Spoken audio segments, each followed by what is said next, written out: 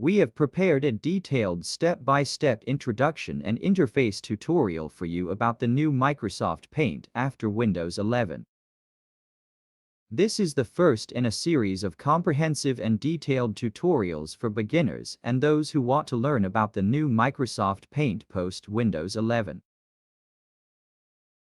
To get the most out of this training, following this content and our previous and subsequent or other related trainings that we publish in series will help you understand and achieve much more. Windows 11 Paint is a more advanced graphics editor than Paint in Windows 10, with AI-powered tools such as layers, transparency support, co-creator and background removal.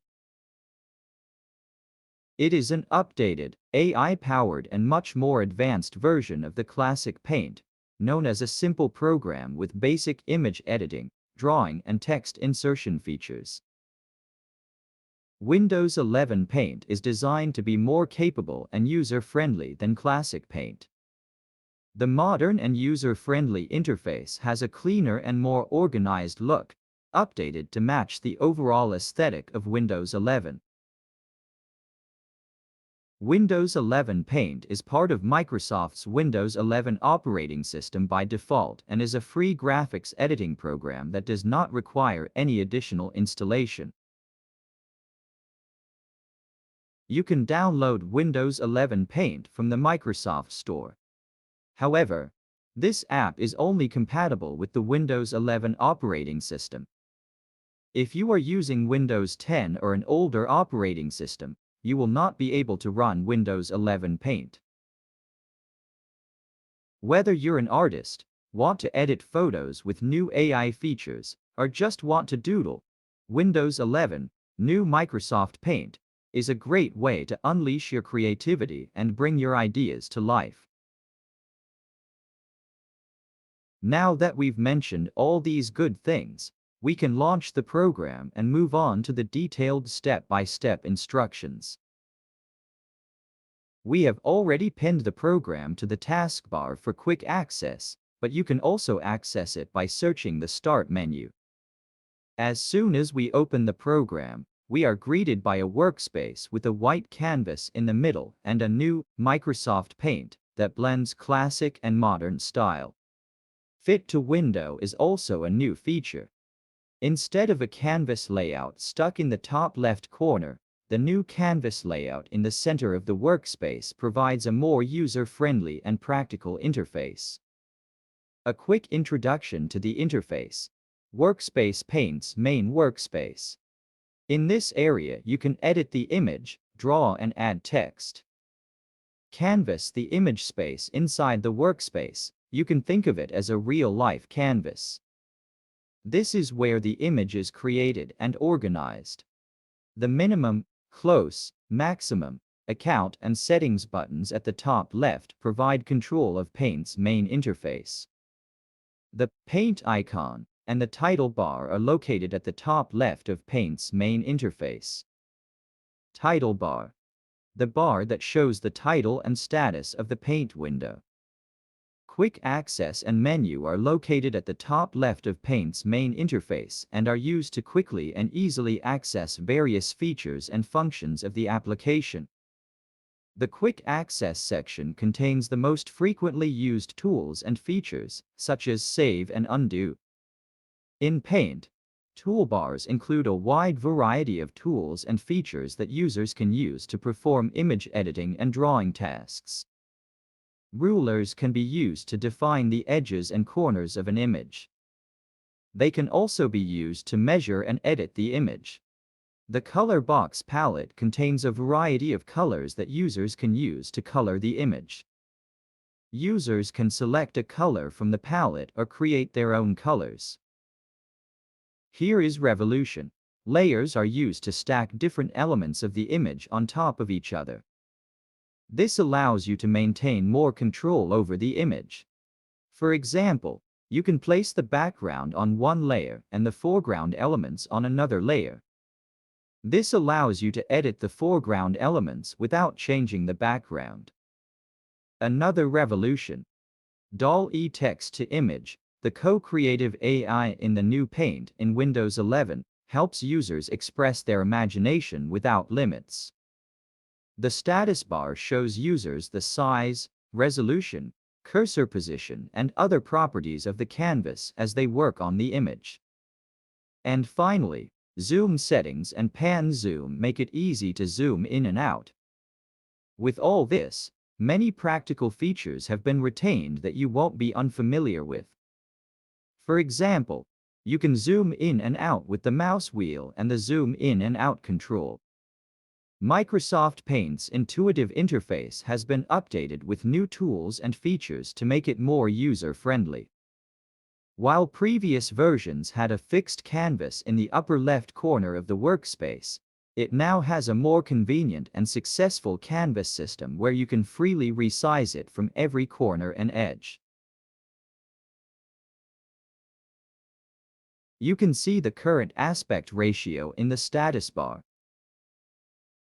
The aspect ratio in pixels in the status bar will be updated and displayed again. You can of course use the undo command or run the undo again with the shortcut Ctrl+Z. The classic Microsoft Paint scrolling swipes and the option to zoom in or out are still there. The difference is that there are more zoom in and out options. There are also additional settings like presets and fit to window, which are very useful for navigation and help you do your work easier and faster. To illustrate these features more easily, let's scribble something in the center of the canvas with a calligraphy pen. When we move the mouse wheel up and down, you can see the canvas moving up and down. Of course, if you move the mouse wheel up and down while the Control key is pressed, this time it will activate the zoom in and zoom out features. With the scroll bars on the bottom and right side borders of the workspace, you can navigate the canvas workspace and scroll and move freely. The most remarkable revolutionary new feature is of course the layer system. Layer systems are a must-have in many professional graphic design programs. The new Microsoft Paint now also has a layer system. We will introduce the layer system in detail in a moment. For navigation, especially for zooming in and out focusing on a specific area of the canvas space, the magnifying glass tool above also has extra conveniences and benefits.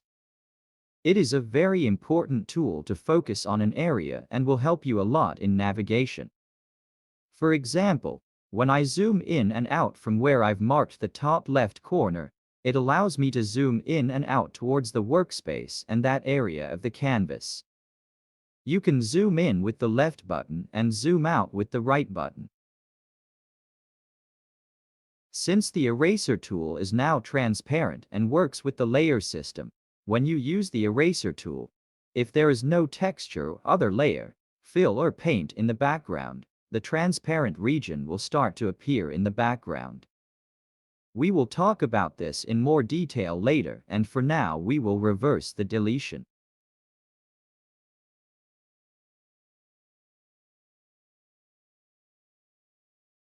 In the view settings above, there are options to zoom in 100%, zoom in and out, and other options such as fit to window. The same options are available at the bottom right. The scroll bar for zooming in and out at the bottom right is even more useful because it is more responsive and intuitive to use. It is possible to zoom in and out from 25% to 2000% on the work area or canvas.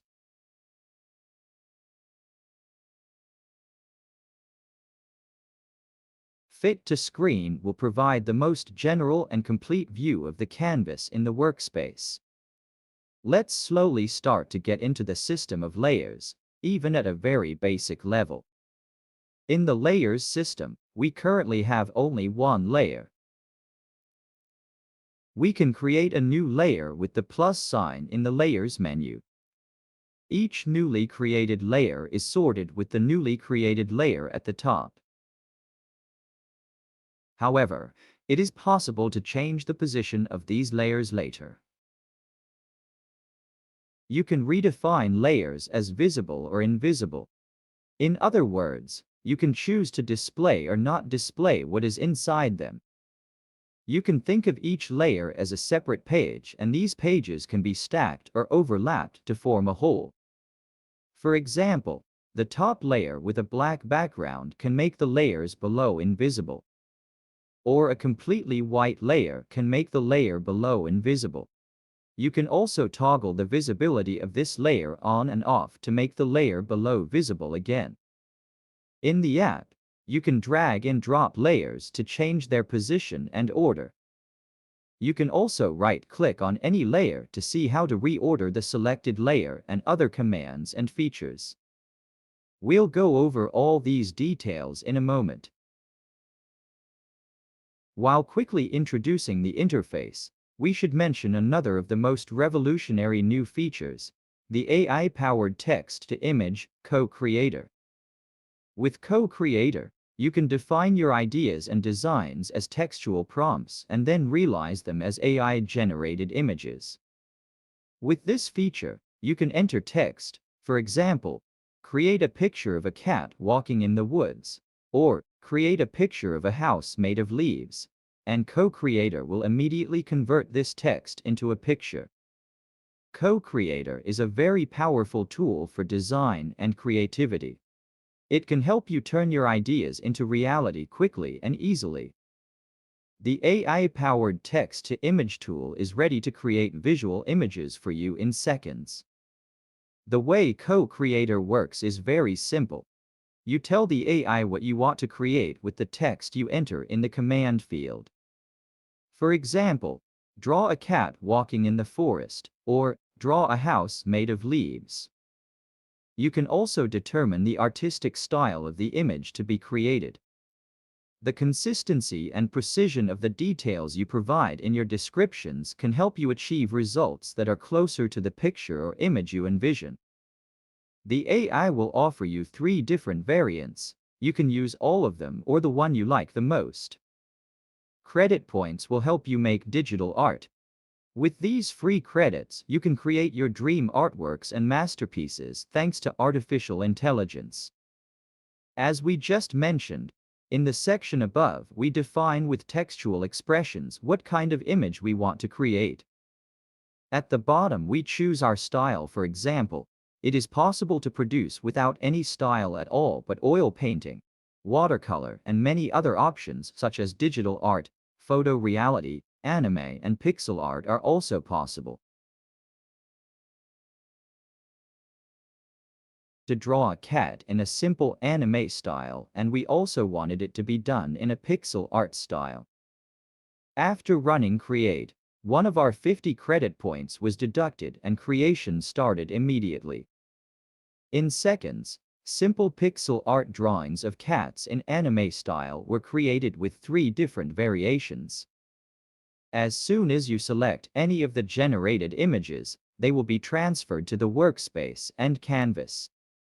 Once imported, you can resize it as you like and perform other image manipulation operations. If you don't want to, you can undo the design you added with the undo command, or of course you can delete it with the delete key while it is selected. For resizing, right-click on the selected image and run the resize command, and the resize panel will open. From here we can make the necessary adjustments and, if necessary, resize and scale it to the level we want, keeping the aspect ratio. For example, here we have reduced the size in percentage terms by half, up to 50%.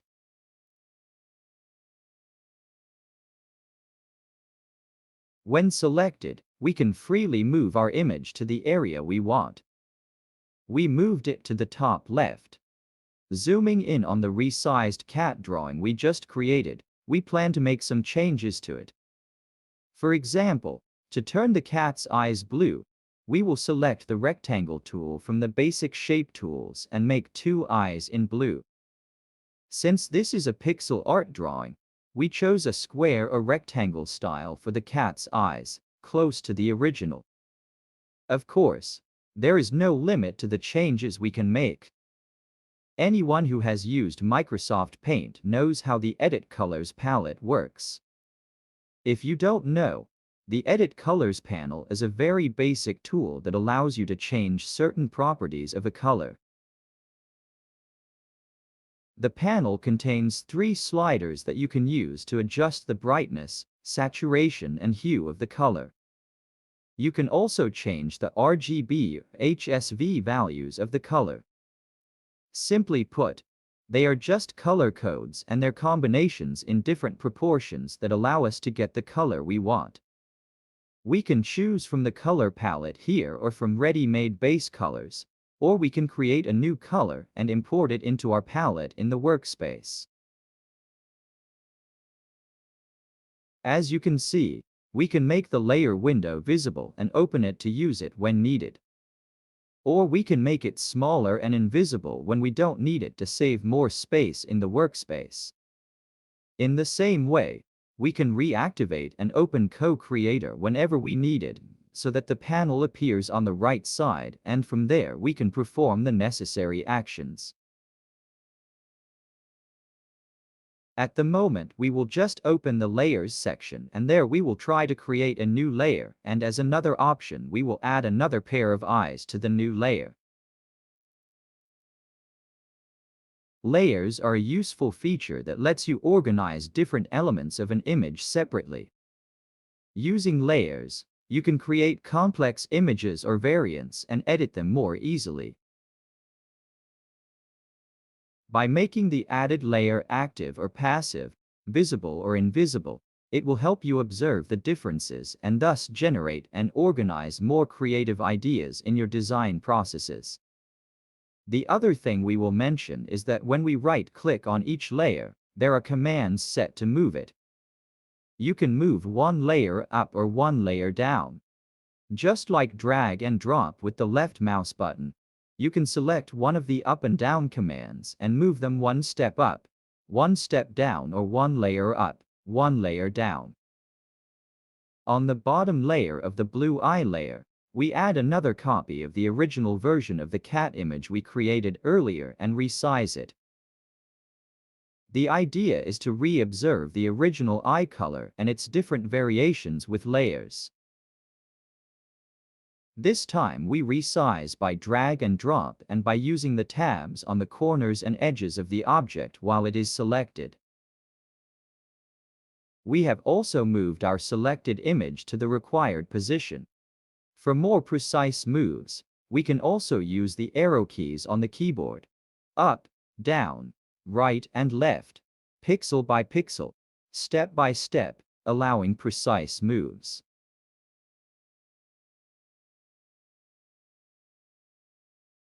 Co-Creator is powered by DALL-E version 3, making it highly effective for creating complex and realistic images.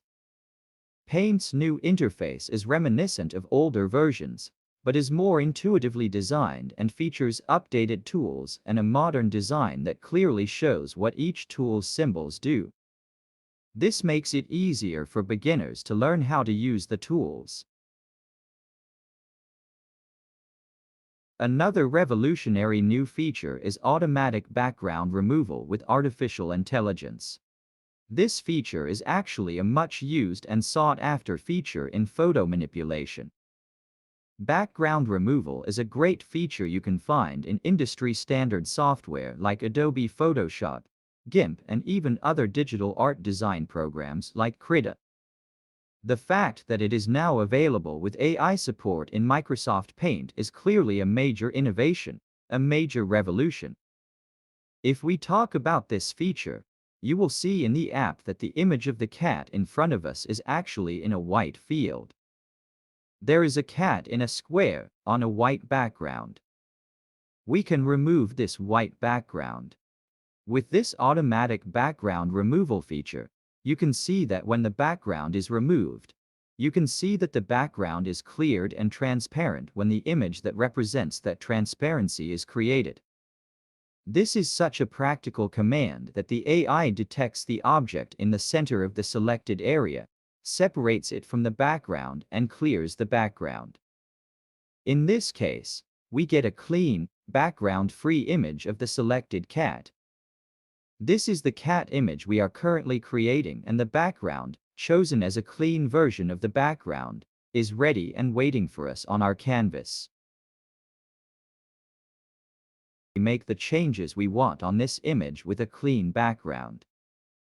It is also possible to remove the background of a picture on a whole canvas.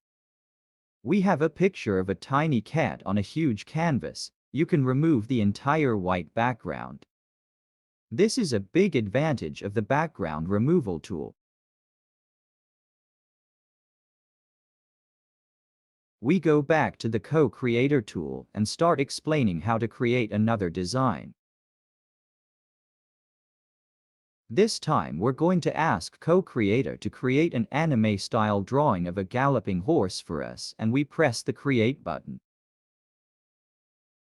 In a few seconds, he creates 3 awesome anime-style drawings of a galloping horse for us. The artificial intelligence is still developing, so small errors may occur. 2 out of 3 options are very successful. Option 3 has the problem of an extra foot, but this is not a problem at all because options 1 and 2, especially option 2, are exactly what we are looking for. I move the 2 horse pictures we like to our canvas in the workspace, resize them and place them on the canvas. When you activate the layer panel, you can see an image of AI-generated anime-style galloping horses on the top layer.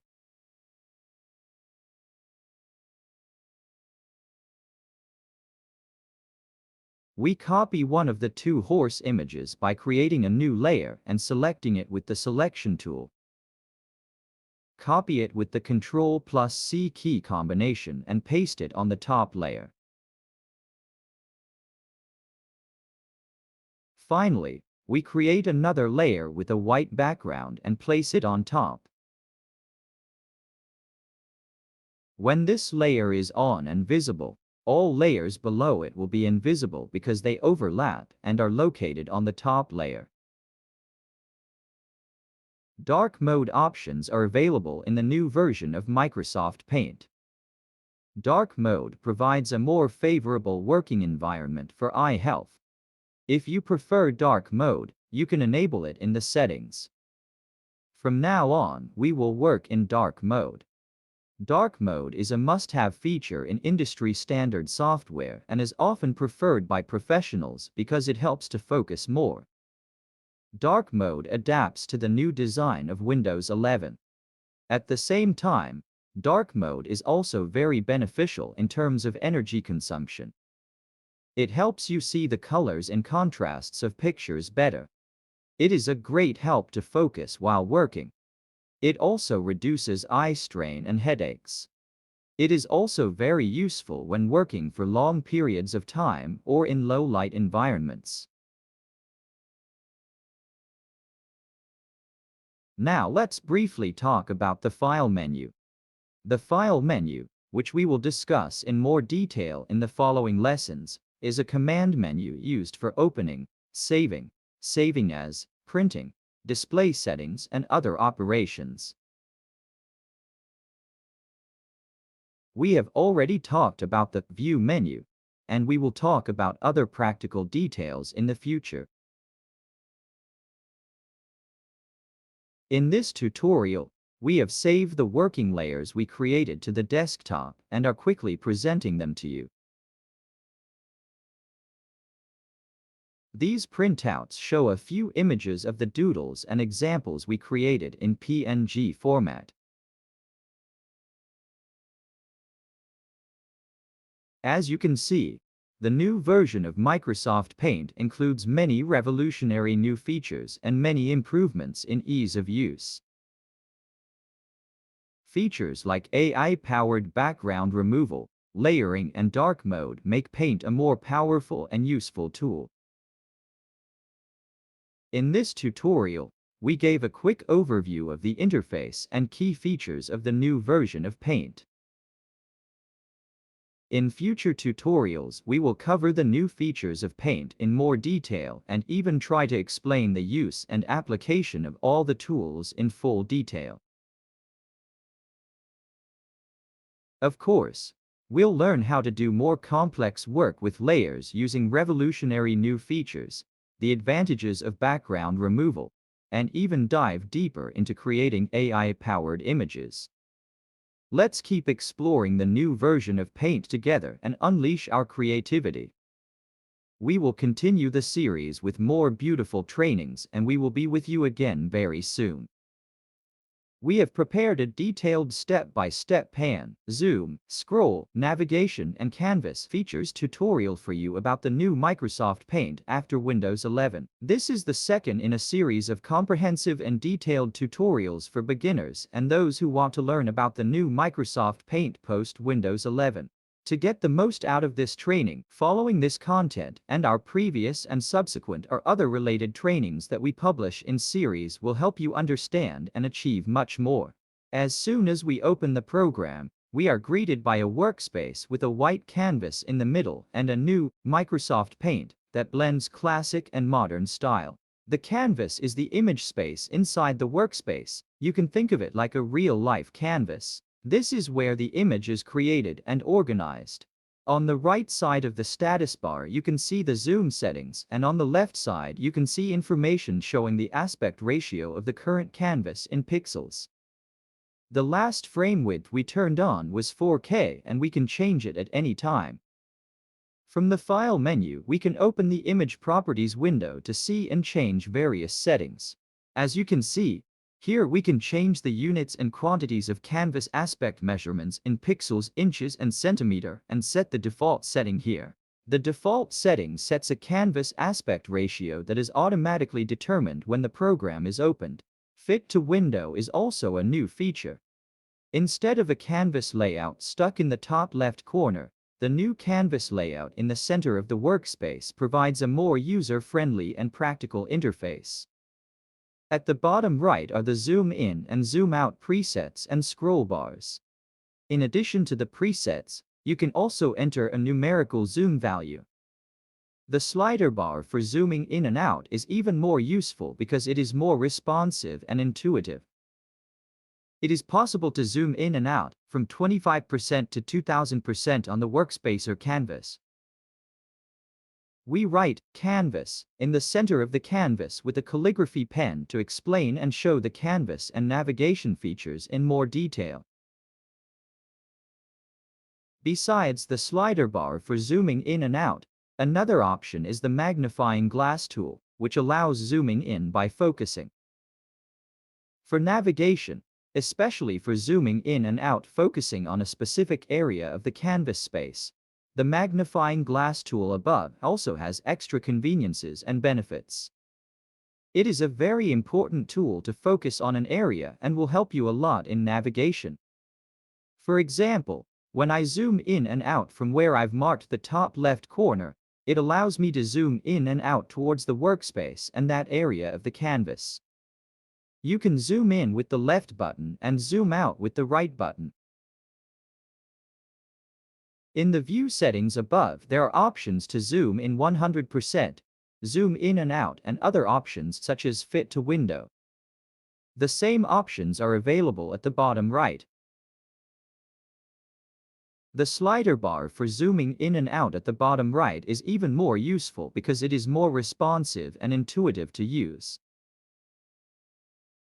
The hotkey combination Ctrl and 0 also provides 100% zoom.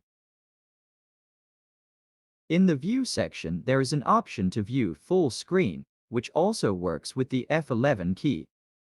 With all this, many practical features have been retained that you won't be unfamiliar with. For example, you can zoom in and out with the mouse wheel and the zoom in and out control. You can zoom in and out by holding down the control key and moving the mouse wheel. You can see left and right scroll bars just above the status bar, as well as vertically oriented up and down scroll bars on the right side of the workspace. These left and right or up and down scroll bars appear automatically when the canvas overflows from the screen in the viewport. You can move up and down in the workspace using only the mouse wheel, except for the up and down scroll bars. You can toggle the rulers on and off in the View section or with the Ctrl and R key combination. In the Appearance section, you can turn off or make the status bar invisible and turn it back on at any time to save more space in the workspace.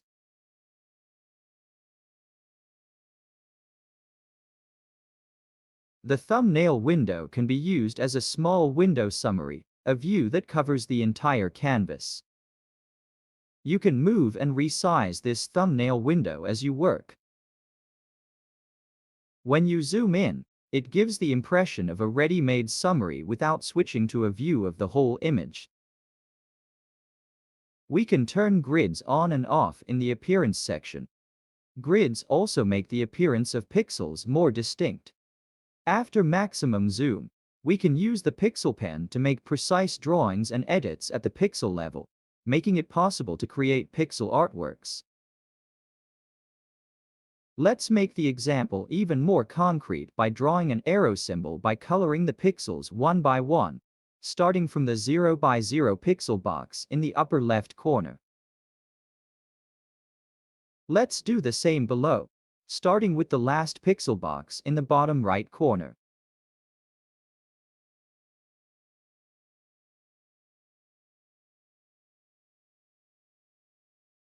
When we change the display properties to centimeter, pixels and inches, the frame unit in the status bar also changes. We double the canvas size by resizing it in percentage. The pixel size is also automatically doubled. We cancel the transaction by undoing it. Whereas previous versions had a fixed, clunky and problematic canvas in the top left corner of the workspace, the new Microsoft Paint now has a more useful and successful canvas system that you can freely resize from every corner and edge. You can see the current aspect ratio in the status bar. When you resize the canvas, the aspect ratio in pixels in the status bar will be updated and displayed again. At the corners and edges of the canvas appear ears or small boxes that we can use for sizing. With 8 tabs or boxes at the corners and edges of the canvas, we can freely resize the canvas by drag and drop. Also, as we mentioned earlier, with the resize command, we can resize the canvas in pixels or percentages, and it is up to you whether you want to keep the aspect ratio or not. We can collapse or crop the canvas by dragging and dropping boxes and tabs on the edges of the canvas. We can select an area on the canvas using one of the selection commands, for example the rectangle selection tool, and then use the crop command to crop the canvas and define its new boundaries. Going back to the resizing options, here we will use an interesting pixelization method where we can step by step reduce the existing work to a very small size and get a pixel art-like look. This method can be useful as a way to manage the transformation of different works into pixel art. With the rotation options in the Image Commands section, we can rotate the selected area or the entire canvas. If there is no selected area, the rotation will rotate the canvas. Rotation options include 90-degree clockwise and counterclockwise rotation, or 180-degree rotation, as well as vertical and horizontal flip commands.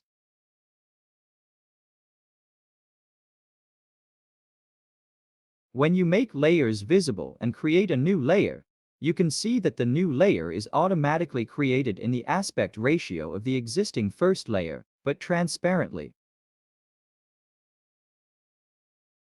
If you have no experience with the layers system, You can think of it as a new transparent canvas, or you can think of it as pages stacked on top of each other. You can either use it transparently or assign it a background color. We will discuss the detailed work on layers in more detail in the following sections. However, let's talk about some of its key features. You can make any layer in the workspace visible or invisible at any time, and you can also change their order. The resize command affects the entire canvas and all layers if there is no selected area. If there is a selected area, only the selected area is affected, not the canvas or layers. However, if you run the crop command on the selected area, it affects the entire canvas and all layers because the crop command is a canvas command.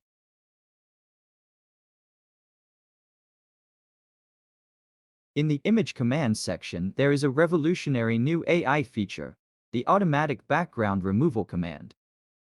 With this command, we removed the white color behind the text and the two layers became transparent. We created a new layer above the bottom selected layer and then moved this third new layer to the bottom row. We give the third transparent blank layer a full white color with the bucket tool and use it as a background color layer during the layer below.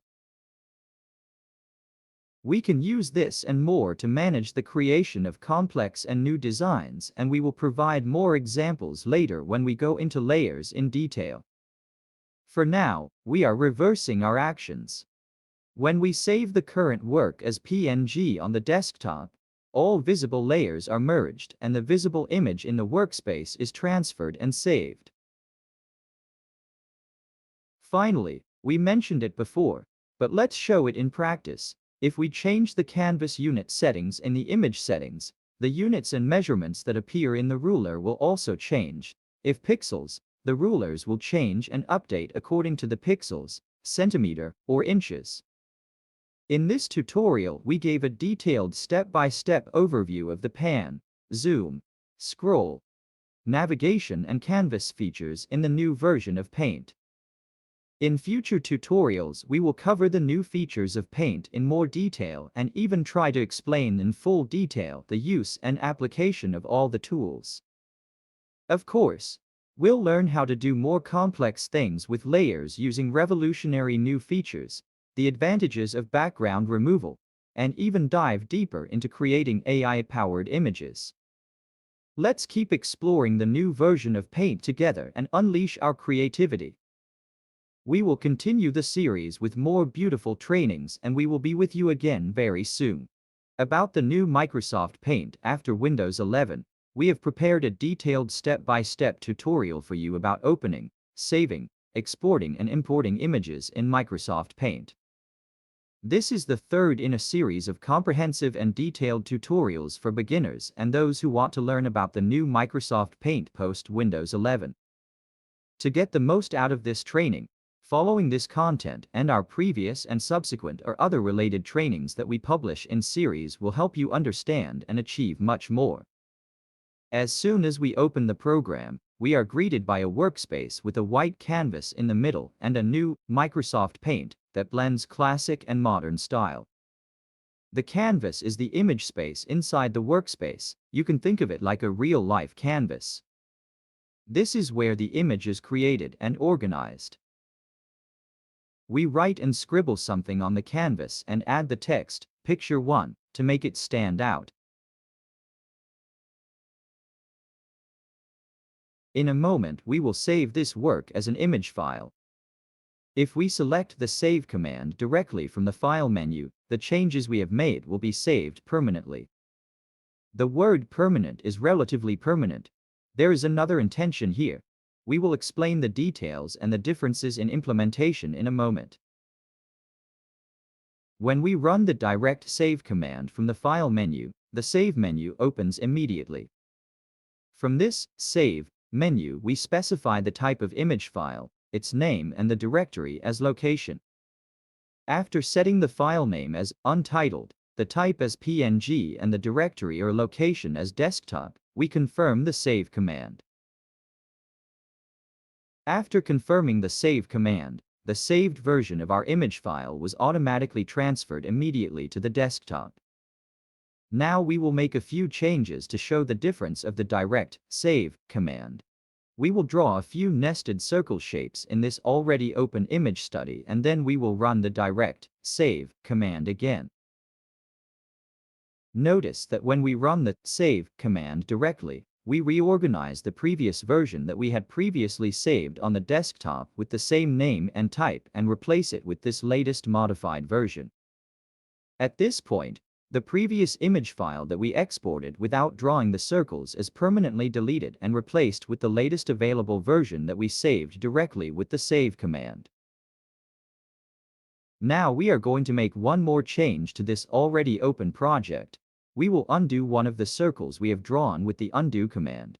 And again we will run the save command directly and save it in the same file type, name and file directory. Similarly, we go through our currently open image projects one by one and undo them with the undo command until there are no circles left, save them and observe their final state on the desktop.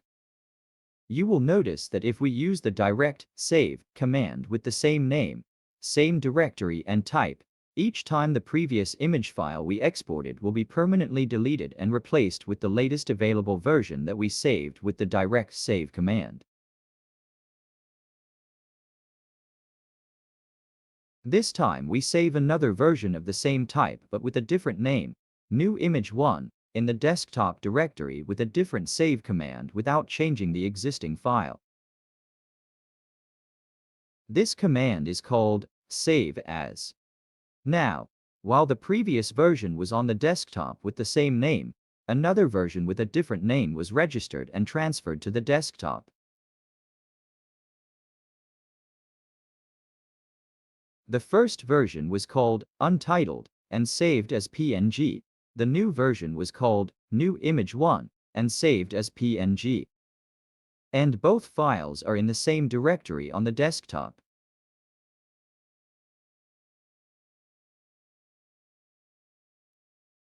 If we want to start and work on a new project instead of an existing or old project, we can choose to start a new project.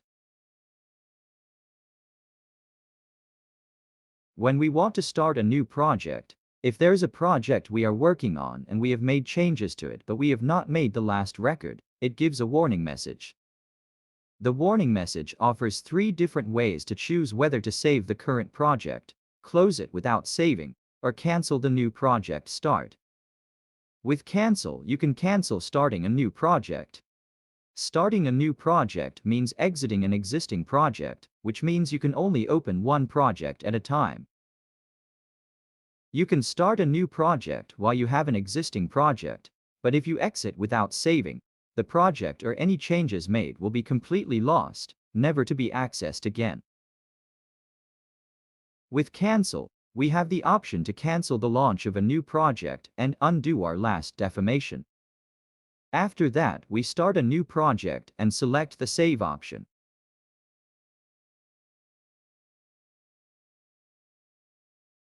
We now have 2 previous works on the desktop with the last modified version saved and a new clean work already open waiting for us in the program.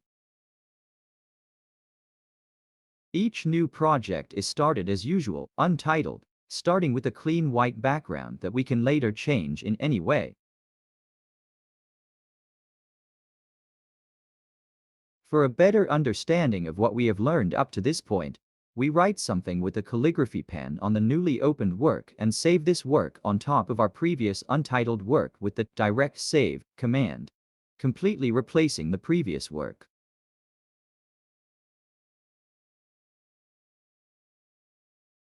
Here, at the full save confirmation stage, the program indicates that there is an existing file with this name and format in the same directory, and that if we save it, the previous one will be deleted and this latest project will be saved instead. We confirm and you can see that one of our previous files from the last changes we made on the desktop is now a new image completely changed. Here we have saved over it and completely replaced the previous version. We must therefore use the direct save command with extreme caution, because it is always risky to use the direct save command carelessly and recklessly. We will now examine the Open command in the File menu, which allows us to open and edit an existing image file as a Paint project. We open the picture of the bird called Red Parrot on the table. To remove the background of this bird image, we use the new AI-powered Remove Background command. We save this red parrot image with the background removed directly with the Save command. Notice that the original version on the desktop has also been modified with the background removed. At this stage, with the current project open, we can undo the operation with the Undo command and fix it directly with the Save command. But if we save and close the work, this final version will permanently become the last save. Now, when we reopen the file, the undo commands are no longer available because they are stored in temporary memory. We have a permanent end state and we can no longer undo the background even if we wanted to. By the way, let's make another very important distinction. When the file format is JPEG, it does not support transparency and automatically fills it with a white background. If it were in PNG format, it would support transparency, and we will explain this in more detail in the following examples. And now we come to the most important point that we have been trying to explain all along. As we have already mentioned, we must use the direct save command with extreme caution, because it is always risky to use the direct save command carelessly and imprudently. With all these risks in mind, it is vital that you keep the originals of your important files and images as backups in a different directory. If you make irreversible saving errors or encounter other problems, a solution may be possible if you take precautions in advance. You can save a backup copy of the original file elsewhere and continue safely. We took a backup of the red parrot image on the desktop and replaced it with the old corrupted version and overwrote it. We also renamed it and edited it with the name V1, version 1. At this stage, we open the V1 backup red parrot image in JPEG format on the desktop in Paint. In the same way, we have removed the background with the AI background removal command. But this time we will save it differently. More precisely, the file directory will still be desktop and even in JPEG format, but we will change its name with the suffix v2 so that it does not save over it, and we will see that the first version is intact. Yes, we saved another version on the desktop, but if you notice, as we mentioned before, when the file format is JPEG, it doesn't support transparency and automatically fills it with a white background. If it was in PNG format, it would support transparency, and we will explain this in more detail in the next examples. Here we will save 3 versions of the recording in the same directory, that is the desktop, with the additional file name, v3, but in PNG, a format that supports transparency, and analyze the difference.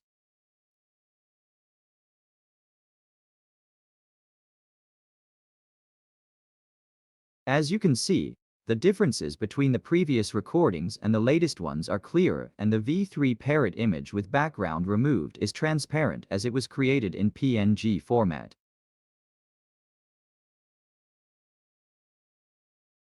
We close and reopen the Paint program. In normal settings, a standard Paint file with a white background without a title opens automatically. Drag and drop the V3 parrot image with the transparent background we created last time. As soon as you drop the parrot image, the project is ready to be edited in the Paint program with transparent properties and file name. The first opened or already open one is closed, and the image file dropped into it is opened from scratch with drag and drop. Likewise, when we open another image with drag and drop, the last image we opened with drag and drop is automatically opened and the current image or project is closed. We demonstrate this again and again with quick and different examples. In fact, in addition to drag and drop, we can also use the Open command by selecting the file directory and file from the menu that opens with the Open command in the File menu. This time we will do a different process, import to Canvas. That is, without closing the current project, we will create a new layer and add another image to that layer, and we will be able to work and edit multiple images at the same time in a single project. We imported a light blue gradient background image from a file on the desktop, one of our previous works.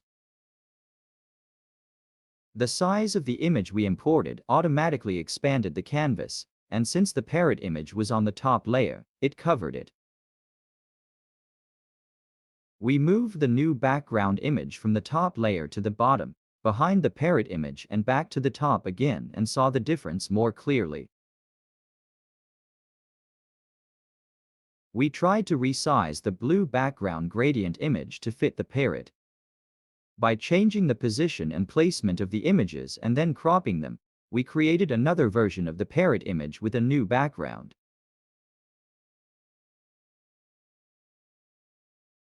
With a different save as representing version 4. We save it to the desktop in PNG format in a version with the additional name, v4, and examine all the image works we have created so far.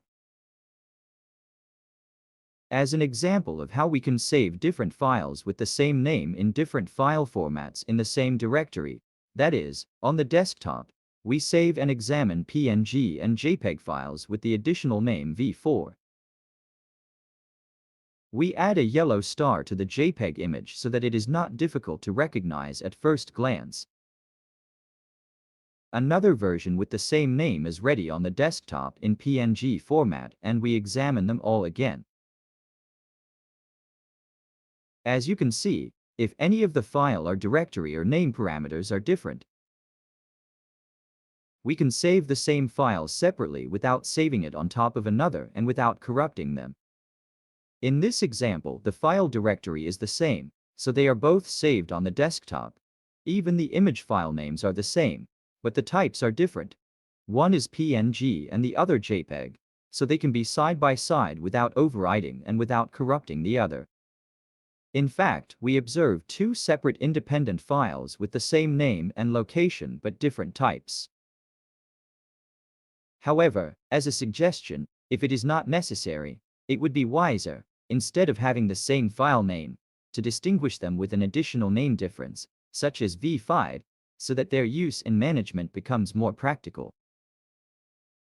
In this tutorial, we have provided a detailed step-by-step overview of opening, saving, exporting and importing images in the new version of Paint. In future tutorials, we will cover the new features of Paint in more detail and even try to explain in full detail the use and application of all the tools. Of course, we'll learn how to do more complex things with layers using revolutionary new features, the advantages of background removal, and even dive deeper into creating AI-powered images. Let's keep exploring the new version of Paint together and unleash our creativity. We will continue the series with more beautiful trainings, and we will be with you again very soon. We have prepared a detailed step-by-step tutorial for you about the new layer system that came to Microsoft Paint after Windows 11.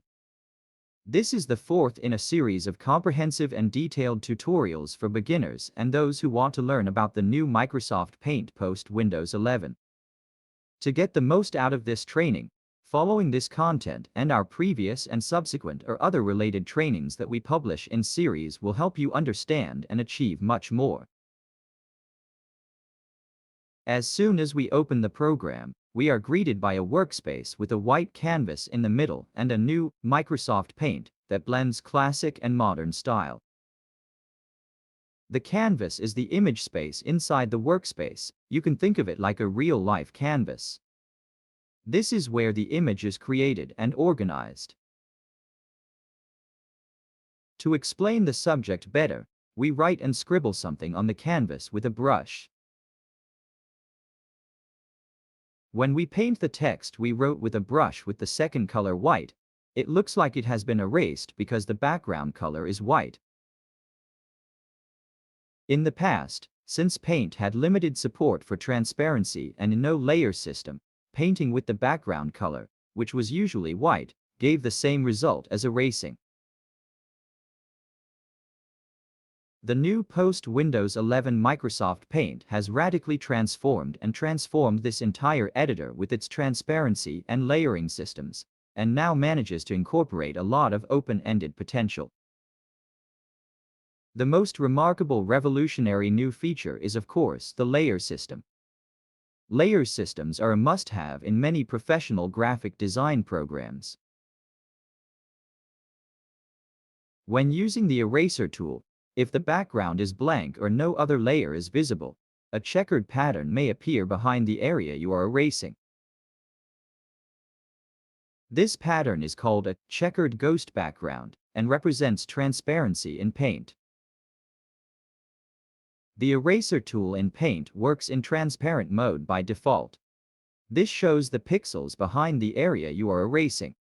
The checkered pattern represents the background in Paint and shows what is behind the area you are erasing. We opened the Layers section and it's clear that there is no other layer on the back, so when we deleted it, the checkered ghost background pattern appeared. If we use the selection tool to select and delete larger parts or even the entire layer we are on, the checkered ghost background pattern is completely revealed.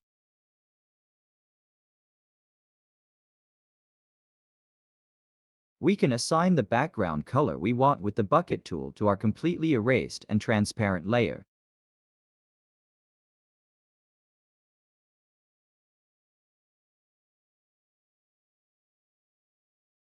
The Add New Layer command on the Layer tab, indicated by the plus symbol, adds a new transparent layer above or one line above the selected layer.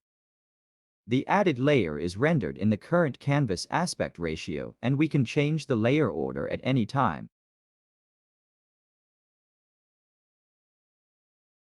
We scribble something else with the watercolor brush, but this time on the newly created second transparent layer on top instead of the white coated layer on the bottom.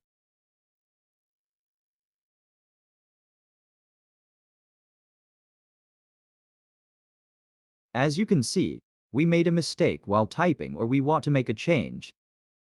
Deletion, modification and visual manipulation on the new transparent layer can be managed in a more practical and easy way, independently of the images on the layer behind it or on the layers below it. This way, when the eraser tool is used on the top layer, the lower layers are not affected or distorted. Because the lower layers are secure, it is easier to make more open-ended image manipulations, changes and edits in a comfortable and secure way. In the upper right corner of each layer there is an option indicated by the eye symbol that allows us to make the layer visible or invisible at any time, which is a very important convenience and an indispensable feature for layer management.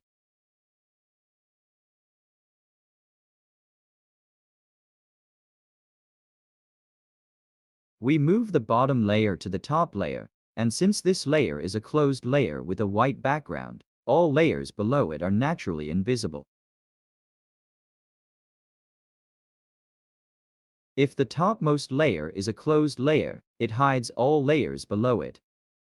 In this case, you have three options to make the layer below visible again. First, move the topmost closed layer to the bottom layer, or a lower layer. Second, turn off the visibility setting of the closed layer. And third, erase the topmost closed layer partially or completely with the eraser tool or other tools. All operations we perform on layers are processed on the selected layer. Notice that we can make changes to the selected layer and write on it with the brush tool even if the layer visibility is turned off. When we enable visibility again, you will be able to see the changes we have made more clearly. The most important point to understand here is that even if layer visibility is turned off, we are making changes to the layer we have selected. If we do not pay attention to this, we may make mistakes or experience confusion. The selected layer is displayed with a blue frame in the Layer tab, so we can better see and manage which layer we are making changes to. Remember to check your selected layer when working with layers. With the undo keys, we undo the action and move the background layer back to the bottom row.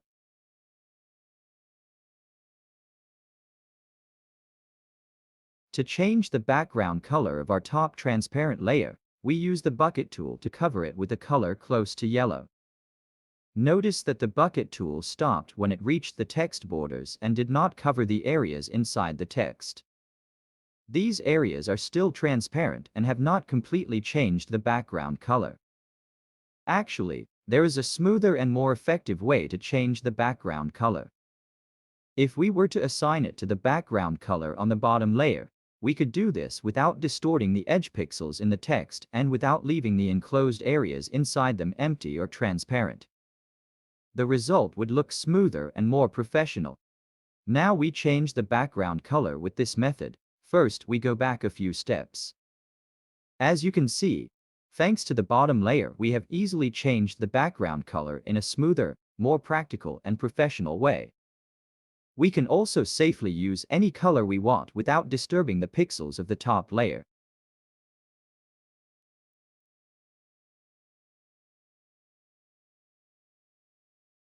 When we right-click on the current layer or on a layer we are hovering over, we can see the settings and commands related to the layer in the Command tab that opens.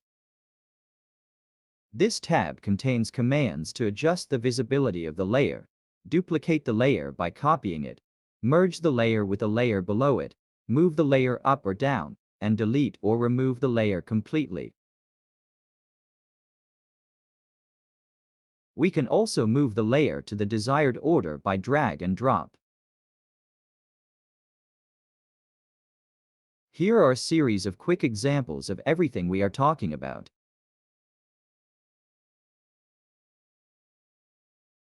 Now we duplicate the transparent layer with the text we wrote with the brush at the top.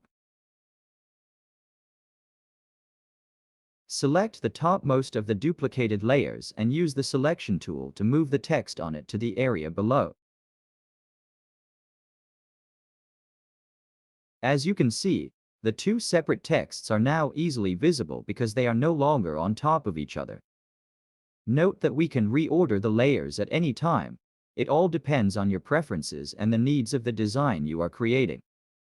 As we mentioned earlier, working with layers makes it incredibly easy to rearrange and manipulate parts of an image. As an example, with the brush at the bottom, we are rearranging and manipulating the text we have written to turn it into a better version, so that you can examine the initial version on the previous layer and the newly edited version on the new layer. More clearly distinguishable and easier to understand. This is just one of the many ways to use and benefit from layers. We delete the first unedited version and leave the more organized version, which we duplicate, modify and edit.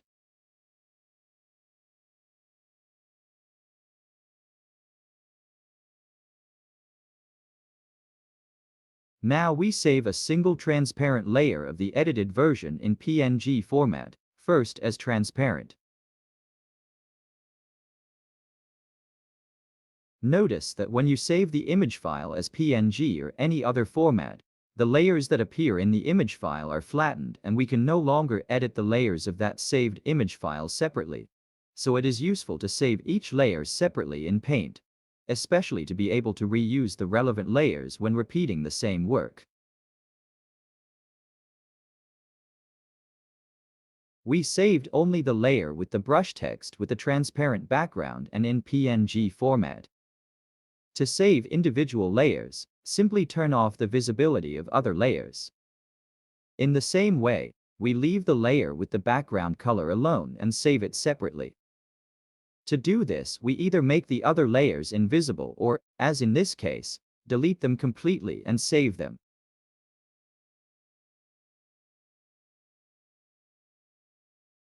Now we open and examine each layer we have saved on the desktop, close and reopen the Paint program and start a new project. We will explain and reinforce the topic with more understandable and simpler examples about layers. We can open previous works in Paint again as a single layer with drag and drop method, but we can also create similar works by including new layers with import. We have given examples of this in our previous tutorials. We added a new layer, added the transparent layer on top of it with the insert command and created the same project as before, but in an alternative way. Of course, let's not forget that layers are merged during the recording phase, so let's re-emphasize the importance of saving and storing backup layers individually. We will now make the details of layers more understandable with simpler formal examples. To create a circle shape filled with red, select the circle from the ready-made shape tools and save it as a transparent layer in PNG format on the desktop.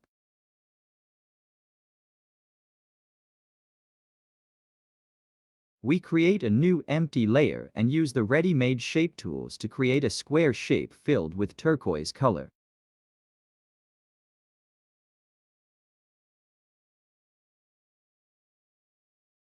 In the same way, we leave the turquoise square shape alone in the visible layers and save it alone as a transparent PNG on the desktop.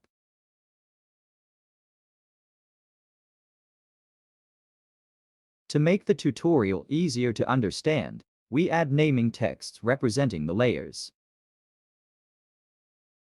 The layer at the bottom that provides the background color is called L1, background image.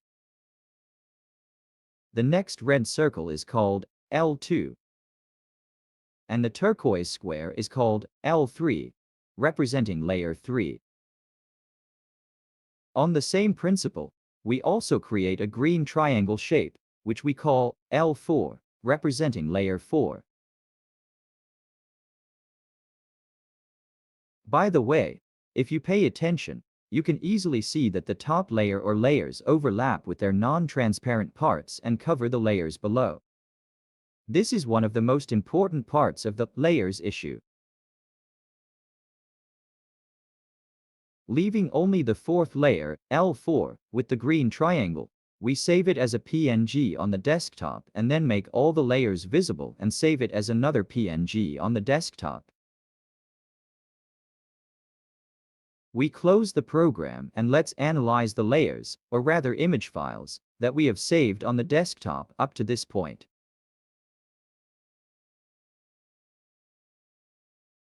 We open the Paint program again and drag and drop the image file containing all the shapes.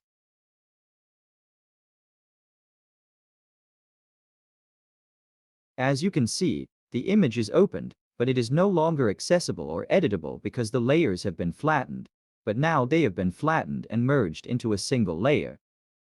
Each image file we open opens as a single layer, but it is possible to open multiple layers and then import image files into them with the insert command. We remove the shapes from the image file containing multiple shapes, edit it so that only the text and background color remain, and save it to the desktop as a PNG and a separate version.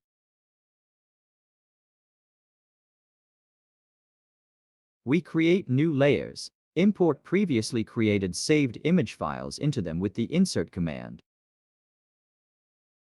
and quickly perform a series of operations that show in a simple way what we can do with layers by changing and editing their order, position, and many other properties.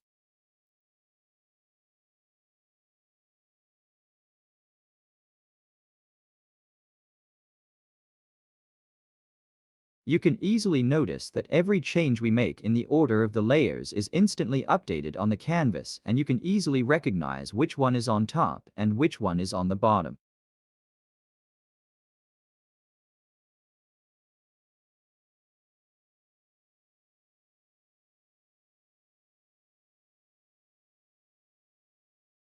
We create different combinations, like combining shapes and putting them together.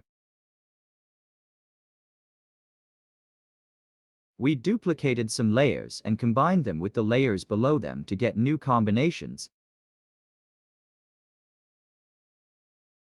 And we even resized these new combinations, edited them and saved them as PNGs on the desktop so that they could be seen on their own. You can set the layers you want to be visible or invisible. In other words, you can choose to display or not display what is inside them in the workspace or on the canvas. You can think of each layer as a separate page, and these pages can be stacked or overlapped to form a whole. Layers are thought of as pages stacked on top of each other. The bottom layer is the first page and the top layer is the last page. In overlapping layers, non-transparent parts overlap and cover other layers in the workspace. In the app, you can drag and drop layers to change their position and order. You can also right-click on any layer to see how to reorder the selected layer and other commands and features. So far, we have demonstrated many features both by repeating and practicing them. In this tutorial, we have provided a detailed step-by-step overview of the layer system in the new version of Paint and its basic usage practices. In future tutorials, we will cover the new features of Paint in more detail and even try to explain in full detail the use and application of all the tools. Of course, we'll learn how to do more complex things with layers using revolutionary new features, the advantages of background removal, and even dive deeper into creating AI-powered images. Let's keep exploring the new version of Paint together and unleash our creativity. We will continue the series with more beautiful trainings, and we will be with you again very soon.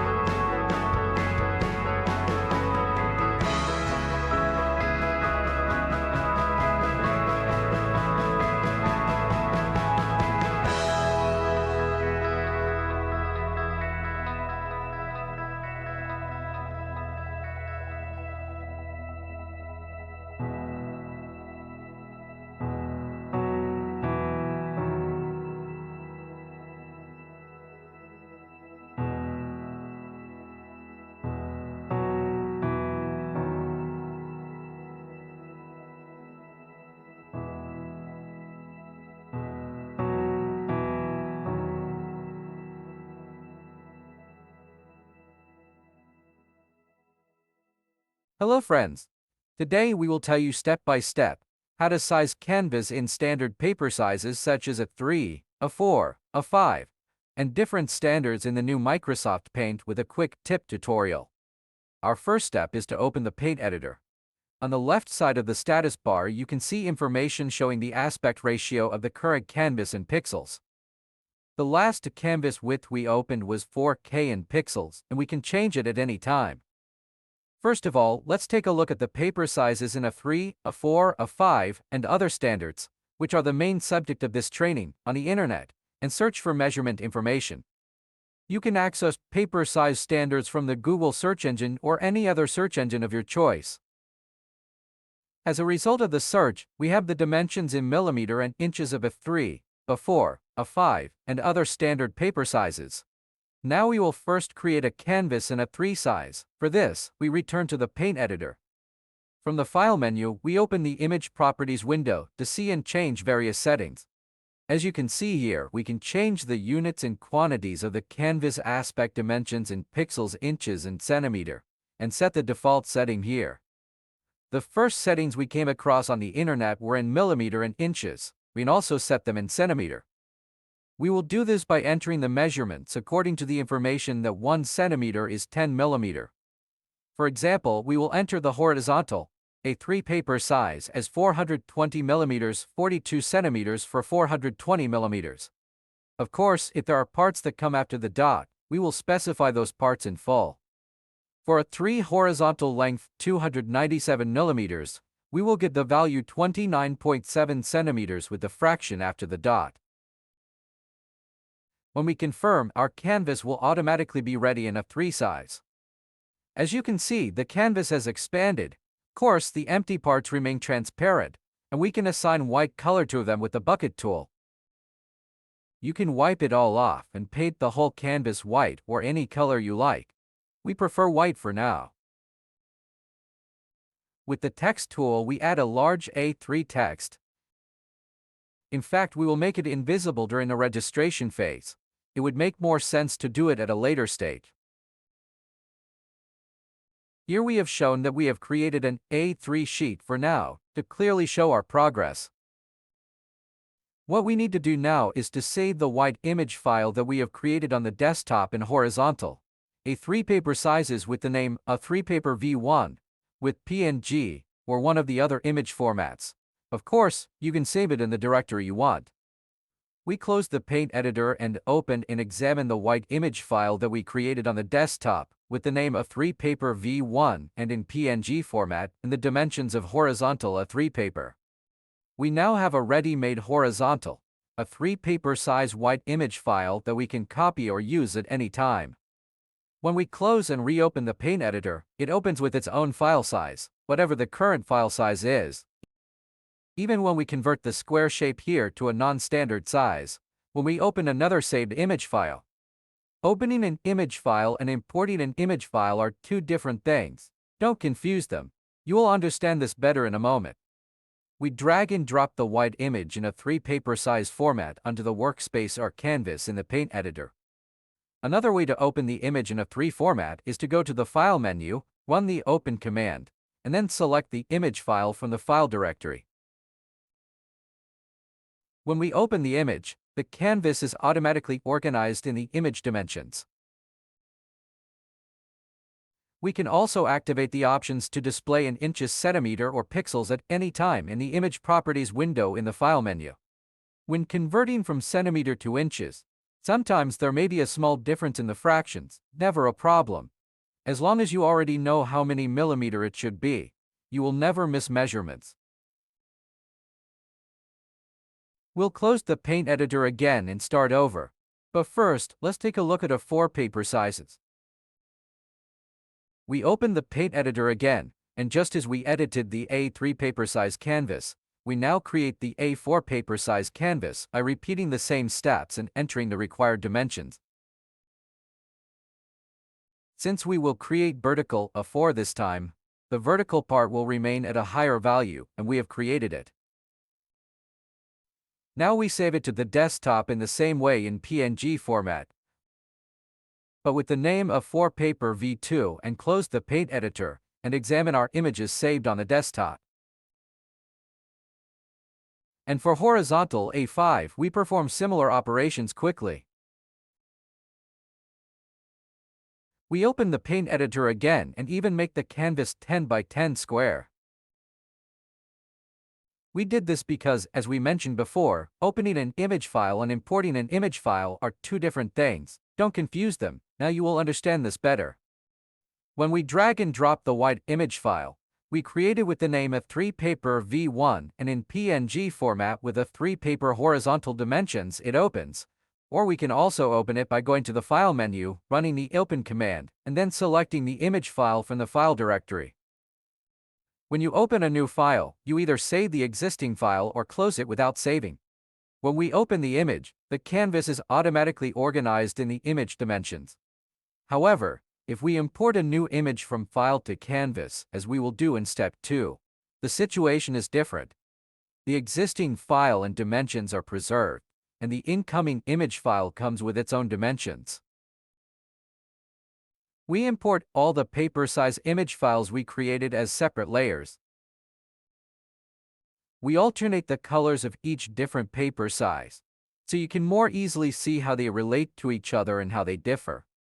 To make it easier to show and distinguish, we create another layer to make the three different paper sizes more distinguishable and create representative borderlines. We also write the paper standard names, A3, A4, and A5 on a separate layer. As you can see, 2 pieces of A5 paper make an A4 sheet and 2 pieces of A4 paper make an A3 sheet. We save it on the desktop in PNG format, but with the name A3, A4, A5 papers V4 and minimize the Paint editor and look at the images saved on the desktop. In addition to the 3 different paper type formats on the desktop, we can open a newly created fully merged image and see them all.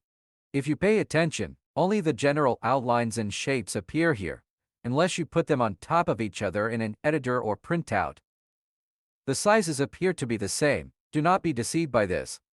Therefore, you can see the most accurate dimensions more easily in an editor like Paint or by printing them out. All these standard paper sizes are most useful for printing and similar output processes.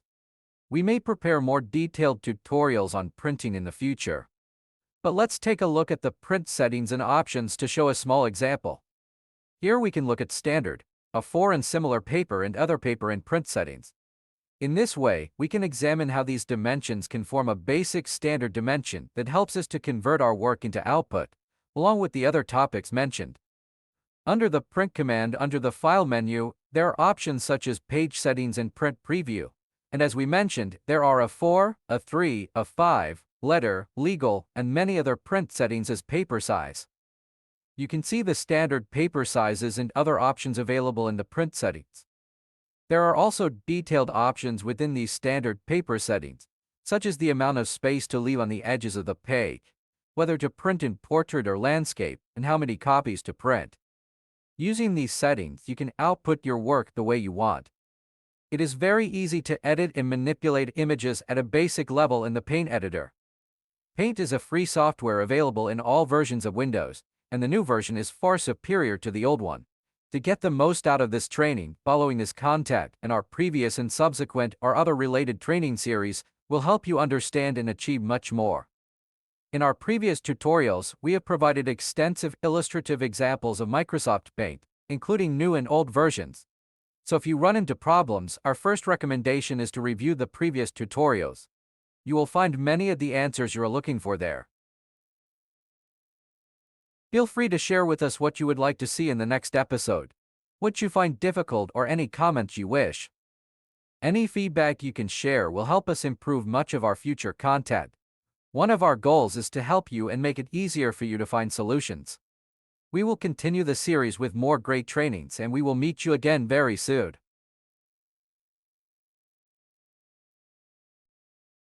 Hello friends.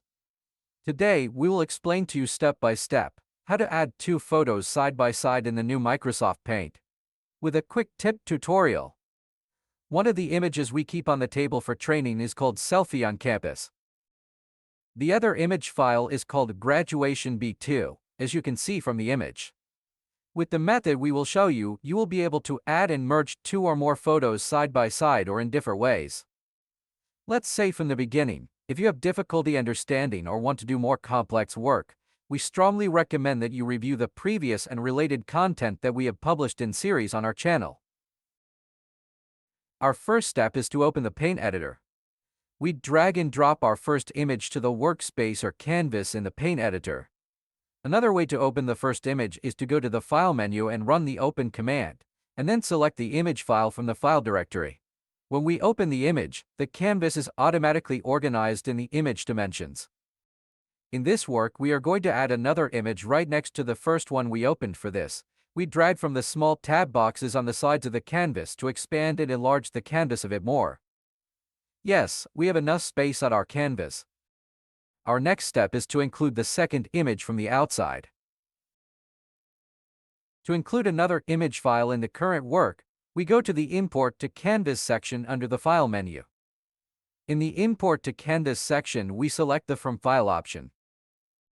Then we specify the location and directory of the image file, select the image and transfer it. The second image we will transfer was also located on the desktop. Note that transferring and opening the file are different operations. If you drag and drop the second image directly, you will only open the second image. Adding it to the canvas from outside is an import, and that's what we did. Our second image is imported. Now we drag it while it is selected and align it next to the other image.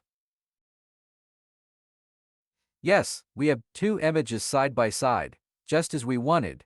Now we crop the excess parts of the canvas. Now we can save and export our 2 side-by-side images in PNG or JPEG or other image formats. Under the File menu, we choose Save As, specify the file type and name, and the location or directory to save to, then save and export. We saved a newly created image in PNG format called 2 Photos Side by Side B3 on the desktop. Now let's see the results on the desktop. Now, in addition to the 2 separate images on the desktop, we can open the 2 newly created side by side, merge to photo images and see them all. As you can see, it is very easy to edit and manipulate images at a basic level in the Paint editor. Paint is a free software available in all versions of Windows, and the new version is far superior to the old ones. To get the most out of this tutorial, following this content and our series of previous and subsequent or other related tutorials will help you understand and achieve much more. In our previous tutorials, we've provided extensive illustrative examples of Microsoft Paint, including the new and old versions. So if you run into problems, our first recommendation is to review the previous tutorials. You'll find many of the answers you're looking for there. Feel free to share what you'd like to see in the next installment, what you found difficult, or any comments you wish. Any feedback you can share will help us improve much of our future content. One of our goals is to help you and give you easier ways to find solutions. We will continue the series with more great tutorials and will be back with you very soon.